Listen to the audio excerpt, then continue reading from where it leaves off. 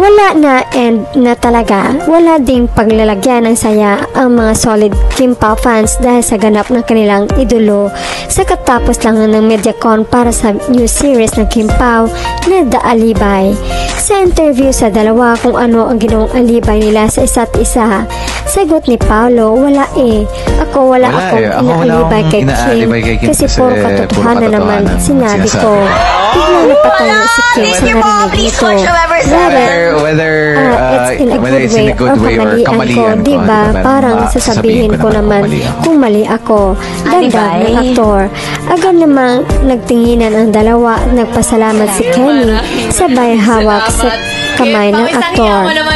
Marinig naman ang hiyawan mula sa mga audience. Hito ang komento nila. Yung tinginan sa huli ay sus, aminin Kim, kinilig ka din doon. May pakindat pa yan siya, kinilig naman yung jowa. Ka-honest ba ni Dodong Paoy? Pag-sure ka diha, Paolo. Yes, 2 times eh, kasi nga love ni kuya ko, si ate ko, kaya honest siya.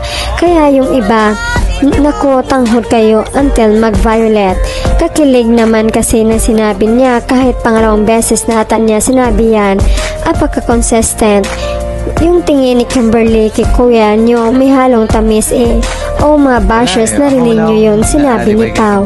Pahiya kayo no, mga ampalaya. Matapang na talaga papi namin oy. Pahiya mga bashers, fake news. Matapang na si papi. Hindi yan pakawalan chinita niya. Lahat binago niya. Dati, haba ng buhok, hindi nag-ayos ng bigote. Pero ngayon pogi lagi, pagupit, ayaw ni Babe, haba buhok, clean mukha, maayos, manamit, pati katawan, fit lahat, binago Pao. OMG, atakihin ako sa kilig. Kilig match sa sagot ni Pao. Grabe, napaka-honest na sagot niya. Hindi talaga nagsisinungaling si Paolo, very consistent.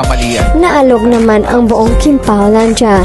Si Paolo halatang nagsasabi ng totoo. Nakakatuwa talaga itong Kim Pao, love you both. Diba super honest si Pao, kaya yung mga paratang kay Pao na naging sila hindi totoo. Wala na may nanalo na to forever na Jude. Wow, totoong talaga si Paolo to Kim. Aba, tumatapang na talaga ang isang Paolo. Wala na nga siyang tinatago o bashers, narinig niyo yun. Hindi sinungaling si Pao. Aba, tumatapang na ang isang nonchalant at Paolo Avellino.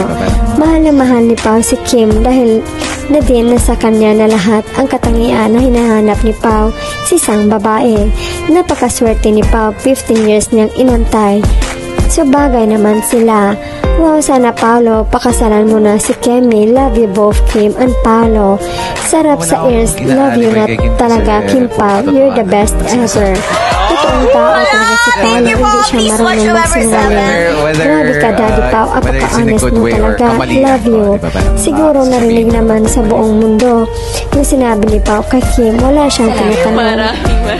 Tinatagong alibay. Tutuhan mo yan. I love you so much, Paolo Avellino. Grabe yan, ang lalaki, totoo. Pag nagmamahal, walang alibay.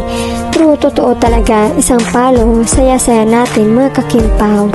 May tinatago pa ba? Wala na. Hulog na hulog kay Commander Kim Wifey, si Boss Papi. Totoong napamahal na kay Kim si Pao. Si Kim naman, mahal na din si Pao. Kasi makikita mo naman sa action ni Kim, nakaalis yung pagkapino niya. Ang ganda ng sagot ni Pao, talagang true love niya si Kim. The best couple kayo talaga. Pray mag-settle down na kayo. Love you so much, Kim Pao. Tumatapang na talaga ang Paolo. Wala na dapat itago. Ganun niya kamahal si Kemi. Kilig overload. Grabe na talaga Paolo Avellino, ang tapang na po haba ng hair mo, Kemi. Love you, Kim Pao.